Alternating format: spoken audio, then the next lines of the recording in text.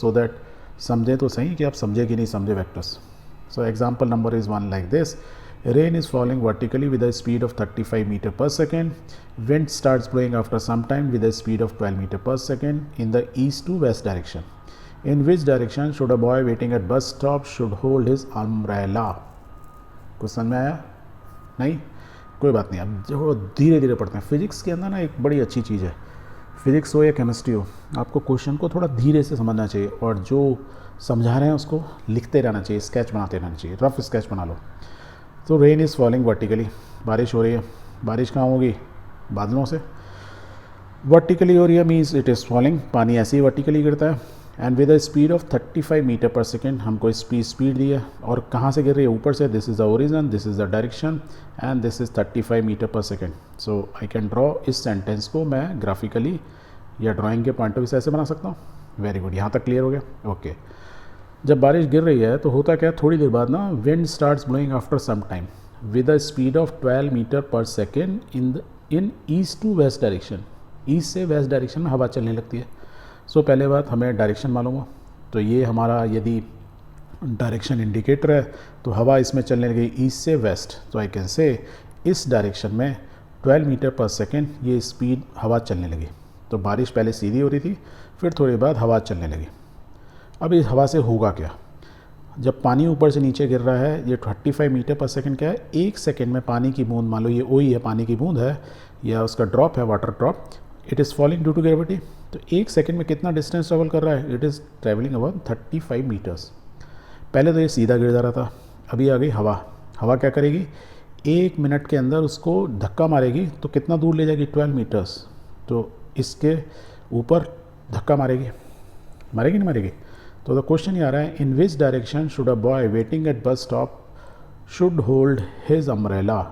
कि वो एक लड़का है जो बस स्टैंड पे खड़ा है, वो एक छतरी लेके खड़ा है, उसको किस डायरेक्शन में अपनी अम्ब्रेला रखनी होगी, छतरी रखनी होगी? इस डायरेक्शन में या इस डायरेक्शन में? कैसे पकड़े वो? तो देखो, इसको सॉल्व हम ऐसे करेंगे कि पानी नीचे गिर रहा है, हवा लेफ़्ट डायरेक्शन में चल रही है, ईस्ट टू वेस्ट. उसकी ये क्या है? वेलोसिटी है मीटर पर सेकेंड. तो पानी की बूंद जब यहाँ से स्टार्ट होगी तो वो यहाँ आके नहीं गिरेगी, क्योंकि हवा चल रही है तो हवा इसको इधर भी धक्का मारेगी. एक सेकंड में जब तक ये यहाँ पहुँचा तब तक पानी की बूंद इसको यहाँ ले गई. मीन्स कहाँ ले गई? इस डायरेक्शन में ले गई. तो look, this is a vector, this is another vector. और ये यहाँ आ रही है और ये लड़का कहाँ खड़ा हुआ है? Somewhere here. अब मैं इस वेक्टर को देखूँगा तो लड़का कैसे पकड़ेगा अपनी छाता? कुछ ऐसे ही पकड़ना होगा उसको, या मैं ऐसे ही बोलूँगा ऐसे ही पकड़ना होगा? Means I must know this angle. That is what he is asking. किस डायरेक्शन में पकड़ेगा?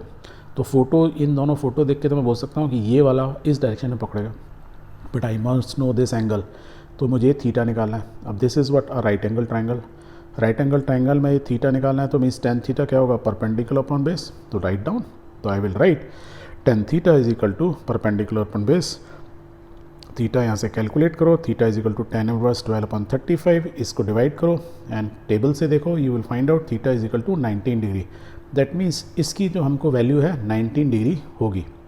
दैट मीन्स जो वाटर ड्रॉपलेट यहाँ से गिरना शुरू हुआ, एक सेकेंड बाद वो यहाँ आके नहीं गिरेगा. वो कहाँ जाके गिरेगा? 12 मीटर इधर लेफ्ट में मूव कर जाएगा, क्योंकि ये फोर्स भी लग रहा है उस पर. इसका मतलब ये जो लड़के ने जो पकड़ी हुई है छतरी, वो कितने एंगल में पकड़नी पड़ेगी?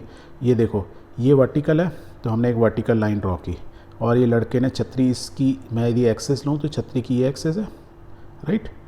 जो अम्ब्रेला है उसकी ये एक्सेस है, और ये लाइन दोनों पैरेलल हैं. और यदि मैं इस लाइन को कट करूँगा, ये दोनों भी पैरेलल हैं. दैट मीन्स दो पैरेलल लाइन को यदि हम कट कर रहे हैं ऐसे, जब कट कर रहे हैं तो ये एंगल थीटा है, तो इसका करस्पॉन्डिंग एंगल ये भी क्या होगा? Theta. That means the answer is कि जो लड़का है वो छाता पकड़ेगा किस डायरेक्शन में? वर्टिकल से 90 डिग्री टूवर्ड्स हिज बैक. अपने बैक की तरफ वर्टिकल से 19 डिग्री पर अपना वो अम्ब्रेला को पकड़ेगा.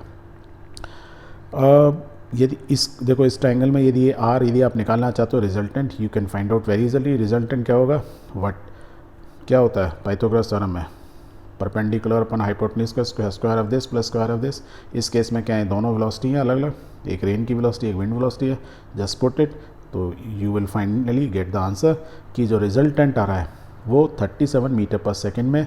दैट मीन्स जो वाटर ड्रॉप यदि हवा नहीं होती तो वर्टिकली गिर रहा होता तो उसकी स्पीड छतरी के ऊपर कितनी जोर से आके लगती, 35 मीटर पर सेकेंड की स्पीड पे। हवा चलने के कारण ये थोड़ी सी उस पर और ज़्यादा फोर्स लगा, तो एज अ रिजल्ट देखो 35 से क्या हो गया 37 metre per second. That means जो मैं बोलूँ यदि पानी की जो जो ड्रॉप है वाटर ड्रॉप किस स्पीड से आके हिट कर रहा होगा इसकी छतरी को, एट 37 मीटर पर सेकेंड। ये क्वेश्चन भी हो सकता था कि किस स्पीड से आके इसको हिट करेगा। वर्टिकली गिरता तो 35 कम स्पीड में होता, यहाँ 2 मीटर की स्पीड और बढ़ गई, 2 मीटर पर सेकेंड और बढ़ गई। क्लियर। सो मैथमेटिक्स में या फिजिक्स में या केमिस्ट्री में आपको स्केच बना के यदि सॉल्व करोगे, you can solve any problem very easily.